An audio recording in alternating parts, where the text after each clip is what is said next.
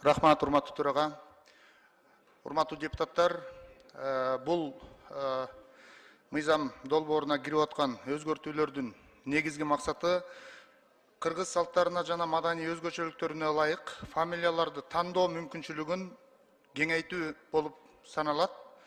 Тандоо мүмкүнчүлүгүн кеңейтүү болуп саналат, урматтуу депутаттар. Мында улуттук салтты, тарыхый мурасты жана түпкүлүктү чагылдырган фамилиянын жазылышынын жаңы варианттарын кошуу сунушталат. Жаңы варианттарын кошуу сунушталат. Тактап айтканда, мурдагы биз колдонуп келген Ов, Вич, Уулу, Кызы деген сыяктуу фамилиялар кала берет. Буларга өзгөртүү иретинде, кошумча иретинде гана азыркы биз сунуштап аткан фамилиялар кошулуп калат. Муну каалаган жарандарыбыз бар бүгүнкү күндө. Ошондуктан алардын укугу үчүн мындай дагы аталышта фамилиялар аталып калса деген тилек менен биз ушул мыйзам долбооруна өзгөртүүлөрдү киргизип атабыз. Колдонуудагы мыйзамдарда фамилияны тандоо үчүн чектелген сандагы варианттар бар. Азыркы бизде колдонулуп аткан фамилияларда чектелүү бар. Эмнеге кандай чектелүү десеңиздер, бул жерде мисалы чоң атасынын аты менен небересине дароо кыскартылып фамилия берилбейт да. Мисалы мен Самый Кожо Мирланмын да. Турдумамбет Мирлан боло албай калам да. Ошон үчүн азыркы жаңы мыйзам менен Турдумамбет Мирлан болсо дагы болот да. Ушул сыяктуу сунуштарды киргизип атабыз. Бул маданий салттарды жана үй бүлөлүк өзгөчөлүктөрдү сактап калууну каалаган жарандар үчүн татаалдыктарды жаратып келгендиги аныкталды. Эмнеге дегенде, жанагындай мисалы 5 баласы болсо же 4 баласы болсо, бир баласынын фамилиясын түздөн түз чоң атасына дароо эл аралык стандарт менен ыйгарайын десе ыйгара албай калып атат да. Ошондуктан бул маселени чечүүнүн бирден бир жолу деп эсептейбиз. Азыркы коом салттарды заманбап шарттарга ылайыкташтырууну талап кылып атканы баарыбызга белгилүү болуп атат. Сунушталган өзгөртүүлөр заманбап укуктук ченемдерди сактоодо маданий өзгөчөлүктөрдү эске алууну камсыз кылат. Бул жарандардын мыйзамдарды жакшыраак түшүнүүсүнө жана кабыл алуусуна өбөлгө түзөт. Бул мыйзам долбооруна фамилияларды жана атасынын аттарын жазуунун төмөнкү варианттары кошо сунушталып атат. Чоң атасынын аты боюнча жазылган чоң атасынын атына мүчө уланбастан ата энесинин каалоосу менен, урматтуу депутаттар, дагы бир ирет баса белгилеп коелу, ата энесинин каалоосу менен жана 18ге чыккандан кийин ар бир жаран өзү паспорт алганга укуктуу болот. Ал өзүнүн каалоосу менен ушундай фамилиясын өзгөртүп алганга болот. Эми мынакей азыр бизге баарыңыздарга дагы көрүнүп турат. Тактап айтканда, бул мыйзам долбоорунда чоң атасынын аты боюнча жазылганда чоң атасынын атына мүчө уланбастан ата энесинин каалоосу менен атасынын атынан кийин эркек жынысындагы балдар үчүн уулу деген сөз жана аял жынысындагы балдар үчүн кызы деген сөз жазылат. Чоң атасынын атына теги деген сөз ажыратылбай чогуу жазылат. Ажыратылбай чогуу жазылат. Бул ажыратылбай чогуу жазылганда ата энесинин каалоосу менен атасынын атынан кийин эркек жынысындагы балдар үчүн уулу деген сөз жана аял жынысындагы балдар үчүн кызы деген сөз жазылат. Чоң атасынын аты теги деген сөз ажыратылбай чогуу жазылганда ата эненин каалоосу менен эркек жынысындагы балдар үчүн ыйлык жөндөмөсүнүн мүчөсү дын тын, дин тин, дүн түн жана аял жынысындагы балдар үчүн чыгыш жөндөмөсүнүн мүчөсү дан тан, ден тен, дөн төн атасынын атына уланып чогуу жазылат. Эми муну эмне дан тан, дөн төн деп атат мынабу деп калыштары да мүмкүн да. Ошону мен так айтып кетейин, урматтуу депутаттар, урматтуу бизде көрүп аткан жалпы коомчулук.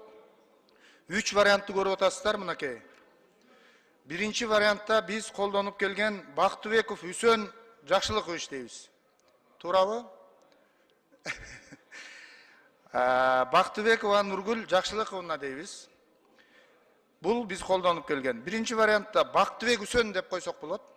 Бактыбек Үсөн. Бактыбек Үсөн Жакшылык уулу. Бактыбек Үсөн Жакшылык уулу десе кетет. Экинчи вариантта Бактыбек кыз кишиге Бактыбек Нургүл Жакшылык кызы.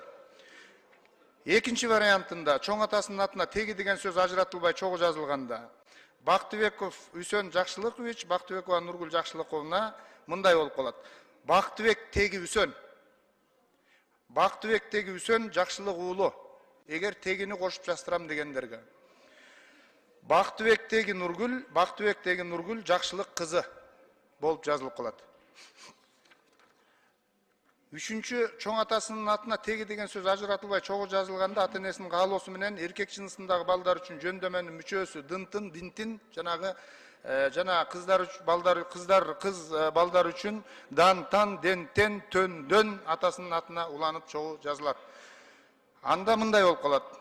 Бактыбектеги Үсөн жакшылыктын. Кимдин? Жакшылыктын. Мисалы, эл аралык эмелерде дагы Саакашвили дегендер бар да, ушул мүчөлөр эле.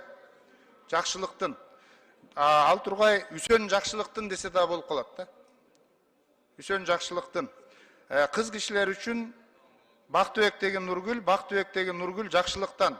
Бул эми ар бири каалагандар үчүн. Жакшылыктан. Бул аябай жакшы дагы угулат. Кимден экени дароо аныкталат. Кимдин кызы, кимдин баласы экендиги так туура ажыратылып, бөлүнүп берилгендиги бул тастыкталып турат. Кыскартып айтканда ушундай болуп атат, урматтуу депутаттар. Мындан сырткары тегин деген сөздү биз башынан бери колдонуп келебиз. Тегин деген сөздү сиздер жакшы билесиздер. Тегин сөзү кыргызча айтылганда жок дегенди түшүндүрөт да. Тегин деген. Тегин жерден сөз чыкпайт дейт. Тегин жерден өрт чыкпайт дейт. Тегин деген сөздүн түшүндүрмөсү бул биздин ата-бабаларыбыздан бери айтылып келаткан сөздөргө таянганда тегин. Мисалы биз жөнөкөй эле адамды тегин сураганда бул сүйлөмдө мына тегин сурайбыз. Тигинин тегин сурап кел, мунун тегин сура дейт да. А бирок анын өзүнөн жеке сураганда сенин тегиниң ким деп сурабайт. Сенин тегиң ким деп сурайт. Тегиң ким? Теги деген сөз. Ошон үчүн биз тегин эмес, теги деп калтырып атабыз да. Теги деп элечи. Теги деген так болот. Ошон үчүн жанагы биздеги көрсөтүлгөн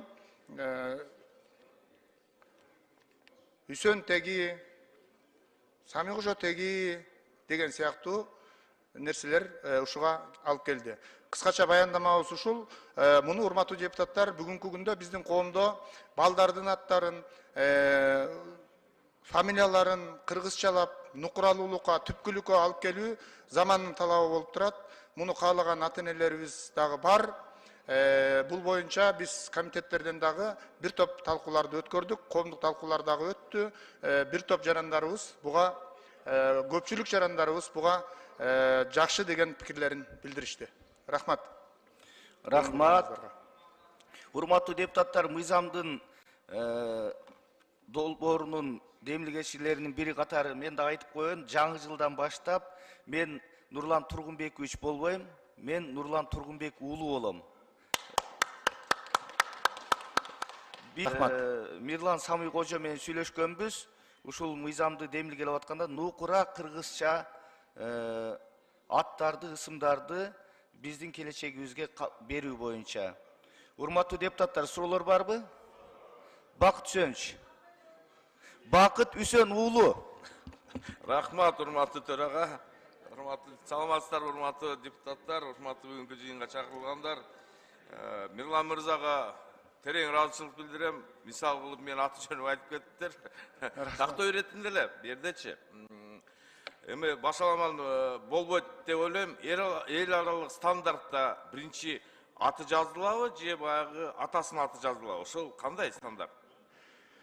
Эл аралык стандартта стандартка баягы келтириш керек да, туурабы? Туура. Бул жерде биринчи аты жазылган өлкөлөр да бар, аты менен башталган. Көпчүлүк жактарда фамилия менен, биздики мисалы фамилия менен кетип атат да, негизи аты менен кетсе дагы жакшы болот. Өзү стандарт бар бекен, жок бекен? Бар стандарт. Барбы? Мына азыр урматтуу төрагам жакшы айтты. Мен жаңы жылдан баштап Нурланбек Тургунбек уулу болом деп, туурабы? Туура. Мен, например, Бактыбек Үсөн болгум келип атат дегендейчи. Же Үсөн Бактыбек болом, кандай болом ошо? Болот. Мына Үсөн Бактыбек болосуз да, сиздики эми бирок паспортто бизде фамилия биринчи жазылып калат экен. Буга биз аны өзгөртүүгө алып келе албайт экенбиз. Фамилия биринчи жазылып калып атат. Ошондо бир карап койсоңуздар. Муну кийинки өзүнчө кылып карайлы. Не дегенде бизге түшүнүктүү, кайсы аты, кайсы атасынын атычы. Бирок чет элден келген коноктор ошолор кантип бизге Макул, ошону бир Аты ким, фамилиясы ким деп калат да. Кайсынысы аты, кайсынысы фамилиясы билбей калып атат да. Ошон үчүн жанагы тиги жөндөмөлөрдү кошуп атканыбыз ошо болуп атат. Аты айырмаланып туруш үчүнчү. Аты бул экендиги белгилүү болуш үчүн анан уулу кызы деген ошол Жок, ошо уулу кыздын кошпосу. Мен айтып атпайм, ошондо кандай болуп калат депчи. Туура. Ушуну эске алып койгула. Эске алабыз. Рахмат. Депутат Малиевте сөз. Рахмат, урматтуу төрага. Арыбаңыздар, урматтуу коллегалар. Бүгүн болсо бул жылкы акыркы жыйын болуп атат. Ошон үчүн ошого карата биринчиден коллегаларды анан бүт Кыргызстан элин келе жаткан жаңы жыл менен куттуктап, ийгиликтерди, ден соолукту каалайт элем. Анан мыйзам боюнча биринчиден бул мыйзамды жазгандарга ыраачылык айтам. Туура кыласыздар, туура жолдо баратасыздар. Колдойм негизи. Бирок бир суроо бар да. Мурда тегин деп жазылып жүргөнбүз көбү бар бизде азыр. Бирок бүгүн теги деп сунуш кылып атасыздар. Ошону кандай кылабыз мурдага жазылгандыр? Же калтырабызбы, же оңдойбузбу, же өкөнө калтырабызбы? Тегин менен тегини сурап атасызбы? Ооба. Арслан агай, мындай маселе. Тегин деген сөздү калтыруу кажет эмес болуп атат. Неге дегенде, тегин деген сөз мен жана жогоруда тактап айтып кетпедимби? Түпкүлүк мааниси жок дегенди түшүндүрөт. Теги так дегенди түшүндүрөт да, так, теги. Анан эми мындай деген нерсеге келебиз да, ушу теги дегенде. Бүгүнкү күндө сиздер угуп калып атасыздар, ай тегин, күн тегин, кул тегин деген балдардын аттары бар да, туурабы?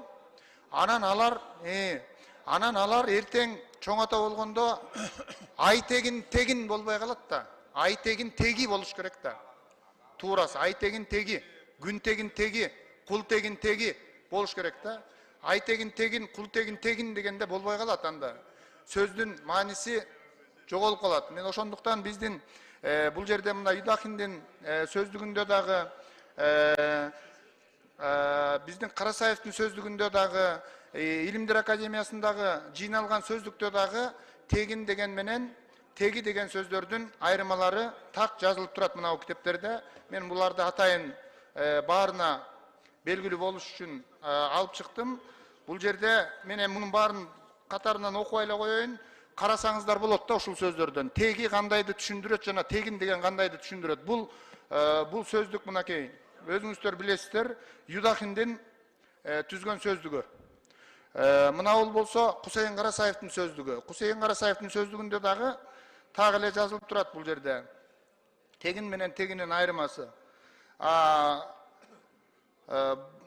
Муну дагы бир рет карасаңыздар болот. Биз бул мыйзам долбоорун карап атканда сиздер айткандай ушул тегин менен теги деген жерге аябай көп токтолдук. Аябай илим посттордон да сурадык.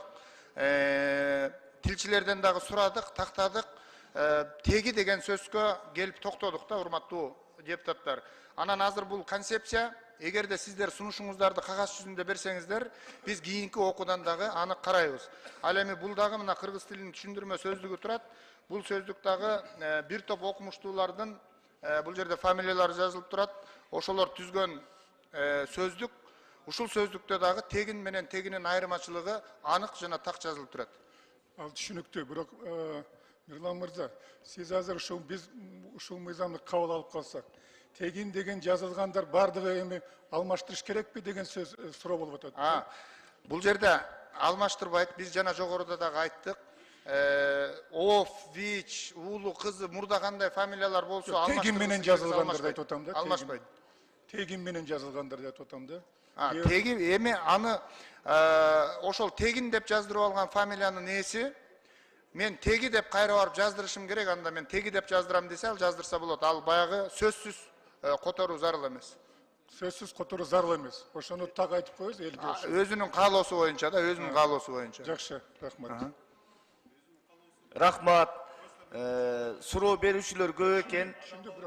Камила Абдыразак кызы мага кайрылып атат, Нурлан Тургунбек уулу деп. Андыктан табыло бериңиздер.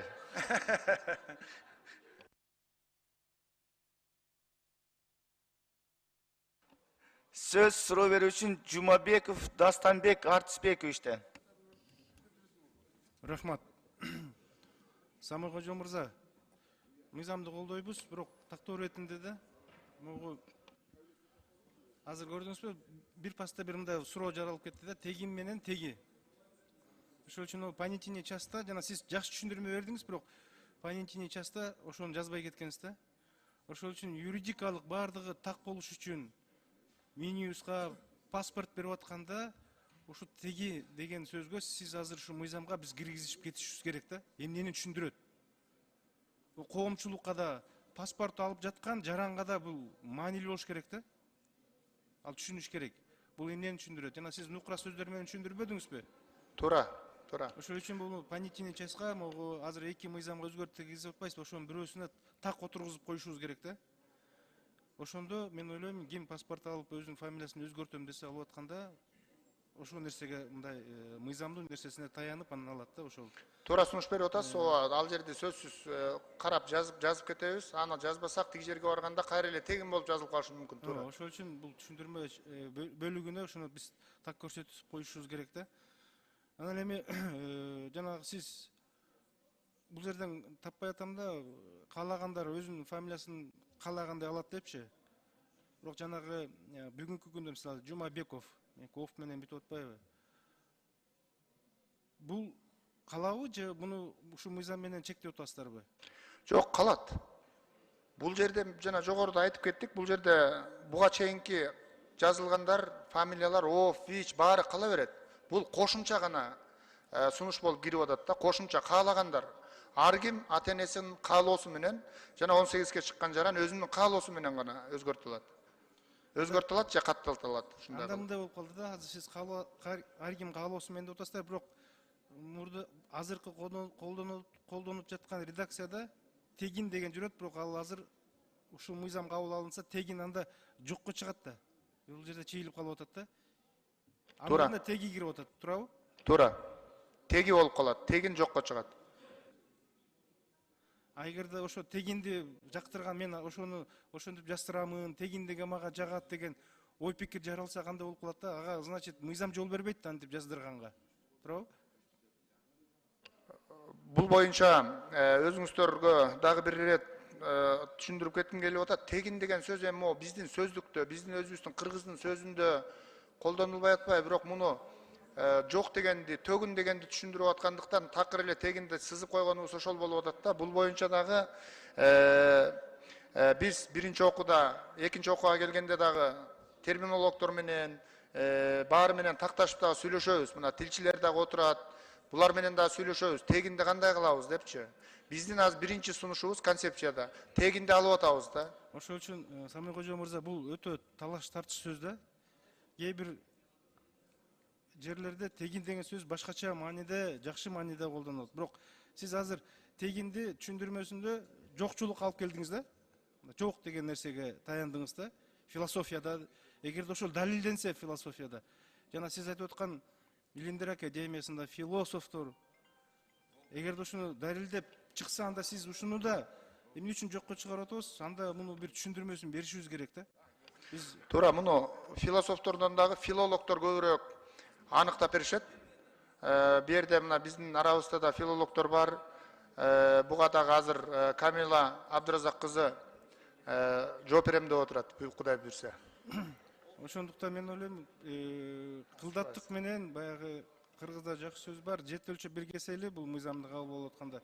Рахмат. Коомчулукта мындай ар кандай ой пикирлер айтылат, эми бул боюнча чоң пикирлер айтылат. Бирок биз эң туурасын тарыхта кала турган биздин муундарга бир жакшы паспорттун үлгүсүнө аты жөнү жазылгандай калтырып кетишибиз керек да.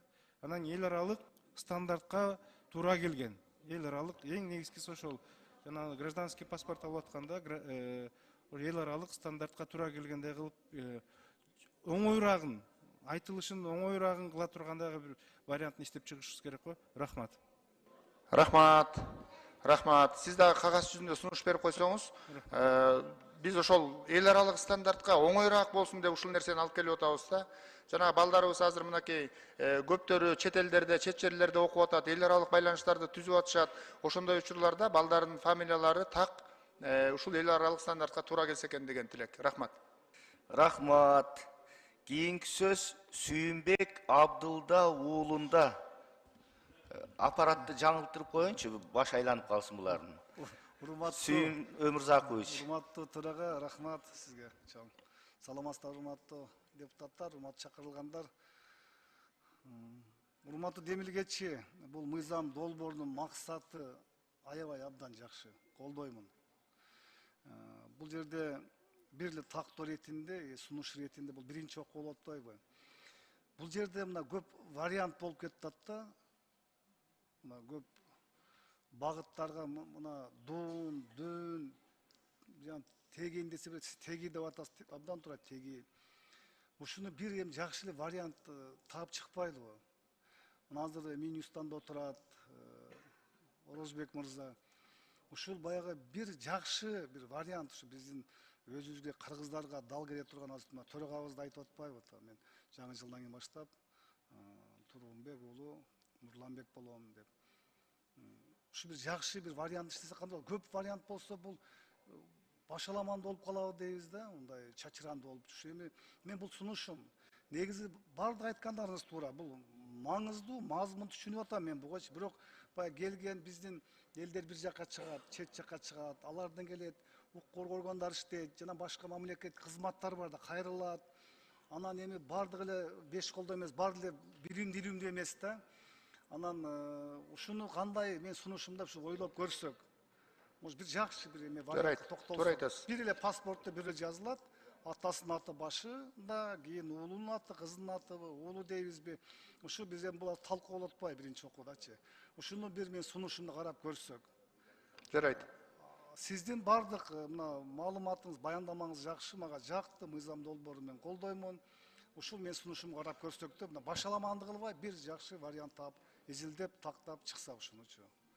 Рахмат сизге. Рахмат сизге, чоң рахмат. Сиздин жообуңузга Минюста жооп берип койсо бир, тактоочу. Саламатсызбы, урматтуу Сүйүнбек Абдылдаевич. Биринчи Дастан Арсызбекович да көтөрүп кеткендей, буга чейин үй бүлө кодексинин 63 беренесинде өзү кыргызча фамилияларда тегин чоң атасы боюнча, же чоң атасынын аты боюнча, же уулу кызы деген эле кыргызча форма болгон. Анын ылдыйында башка улуттар өзүнүн каада салтына ылайык кое алат деген, мисалы грузин болсо Задзе же Вили деп, же армян болсо Пашинян же башка деп. Анын ылдыйында оф эва койсо болот мүчөлөр деген да бар болчу, бирок байкы бул жерде маселе мыйзам долбоорун иштеп чыкканда тегин деген фамилия ушул 7 миллион адамдын ичинен бир 230 эле алыптыр да буга чейинчи. Анан көпчүлүк анализ дегенде жанагы тегин деген тегин, жок деген башка болот деп. Бул жерге ошол кээ бирлер биздики чоң атасынан гана чектеп койсо, кээ бирлери өзүнүн атасынан болгусу келет, же чоң атасынан тандоо болгондуктан эле бул жерде расширение болуп атат да. Ал эми тегин болгондор буга чейинкилер кала беришет. Жаңы мыйзам артка карай күчү жок да. Мына кийинки алам дегендер тегиге өтөт да. Анан эми бир аз элдер алгандан кийин Сүйүнбек Абдылдаевич көнүп кетет го дейбиз. Анан анткени паспортто берүүдө бизди өкмөттүн токтому менен биринчи там фамилиясы, аты жазылат деген бул мыйзам эмес, мыйзам астындагы актылар менен жөнгө салынып кетет да. Там паспорттун үлгүлөрү, анын катар жазылышы, кайсыл жерге инени, пини жазылат деген бул уже мыйзам менен эмес, мыйзам астындагы актылар менен жөнгө салынат. Ушул азырынча. Эми мен айтпадым жогоруда, бул мыйзам долбоорунун негизги максаты абдан жакшы депчи. Бирок азыр ушул мына аты жөндү алмаштырганда бир канча көйгөйлөр пайда болот, билесиз сиз туурабы? Укук коргоо органдарында, мамлекеттик кызматтарда. Анан сиз айтып атасыз, азыр мындай кылсак, мындай кылсак, мындай бардыгын депчи. Анан көнүп кетишет дейсиз. Көнгөнгө канча жыл өтөт ошончу. Ошон үчүн бир вариант тандап алсак бул боюнчачы кыйналбайт да, мамлекеттик кызматтарда, башка кызматтардагычы. Бул эми сунушум. Бирок мен колдойм мыйзам долбоорун. Мен сунуш иретинде бердим өзүм. Рахмат, рахмат. Сүйүнбек Абдуллаевич, рахмат. Рахмат. Сунушуңузду эске алабыз. Кийинки сөз Козуев Алишер Абибуллаевичте. Рахмат төрага. Саламатсыздар, урматтуу коллегалар, урматтуу Мирлан мырза. Бул алып чыгып аткан мыйзамыңыздар мааниси, маңызы тарабынан туура деп эсептейм. Ушуга өтүшүбүз керек, бирок кандай жол менен, канткенде жеңилирээк вариант менен элге, коомчулукка түшүндүрөбүз. Сизге бул жерде азыр бир топ буга чейинки коллегаларымдан дагы жоопторду алдым. Ошого утурлай эле азыркы мен сурайын дегеним, тегин деген бүгүнкү күндө канча киши алып жүрөт деп айттыңыз? Өткөн комитетте санариптик өнүктүрүү министрлигинин жана департаменти 230дай санды айтты да, тегин деген гана фамилия. Жалпы мамлекет. Жалпы мамлекет боюнча. Анда буга чейинки ошо 230 жараныбыз ошол тегин боюнча эле кала берет, Тегин боюнча кала берет, мыйзам артка күчү таасир этпейт. Рахмат. Андан кийин Мирлан мырза, азыр Сүйүн Абдулдаевич дагы айтып кетти, чындыгында вариант көпчүлүктүн да башын айландырып атат да. Ошон үчүн мындай так жеңил варианттын азыркы күндө коомчулуктан, уже бул мыйзам долбоору талкууга башталгандан баштап, ар кандай чалуулар, ар кандай сунуштар айтылып атат. Экинчи окууга дагы жазуу түрүндө беребиз сунуш. Ошого утурлай эле, мисалы, биринчи кезекте ушул эл аралык нормаларды сактасак, бир тартипке келип алсак, биринчи атыбы же болбосо фамилиясыбы. Ошондой эле биздин канчалаган жарандарыбыз сырткы миграцияда жүрөт. Миграцияда жүрүп, ал жактан төрөлгөн биздин аристелерибиз бар. Ал жактан деле паспорт алып аткандар бар. Ошондой эле мисалы ар кандай жеңилдиктер, ошондой эле баягы канткенде жеңилдете алабыз. Ошол жактарында бир катар карап чыксаңыздар. Мен сунушум. Жарайт. Бүгүнкү күндө бул мыйзам долбооруна бюджеттен кошумча каражат керектелеби? Буга бюджеттен кошумча каражат эч кандай керектелбейт. Бул жерде паспортты барып сөзсүз өзгөртүш керек эмес, же метрикесин барып сөзсүз өзгөртүш керек эмес. Бул жерде эч кандай бюджеттен акча каражаты керектелбейт жана башка биздин мыйзамдарга же көз караштарга терс таасирин тийгизбейт. Рахмат, анда жакшы экен. Анан ушу элге гана мындай коомчулукка туура түшүндүрсөк, каалоочулар гана деген нерсеге мындай көңүл бурсак да, бул эми каалоочулар да. Туура. Эч кандай мажбур жок. Туура. Каалоочулар каалагандай вариантта өзгөртсө болот. Мисалы буга чейин деле эми баягы биздин чоң атасынын же болбосо андан чоң урпактарынын аттарын унутпайлы деген бир таризде алып жүргөндөр бар. Өзүнүн атасынын атын алып жүргөндөр бар. Ошого эми бул жерде эч кандай мажбур жок экен. Ошону жалпы коомчулукка каалоочулар гана деп туруп мындай жакшы түшүнүк берип койсок деген ойду айткым келет да. Рахмат, Алишер Абдулла уулу. Рахмат, туура айтып атасыз. Каалоочулар, биз дагы бир рет айталы, жана докладыбызда дагы айтып кеттим. Кеңейтүү болуп сунушталат биринчиден, экинчиден жаңы варианттарын кошуу болуп эсептелинет. Жаңы варианттын кошуу ата-эненин каалоосу менен. Чоң рахмат, анда Рахмат. мен колдойм, ийгилик.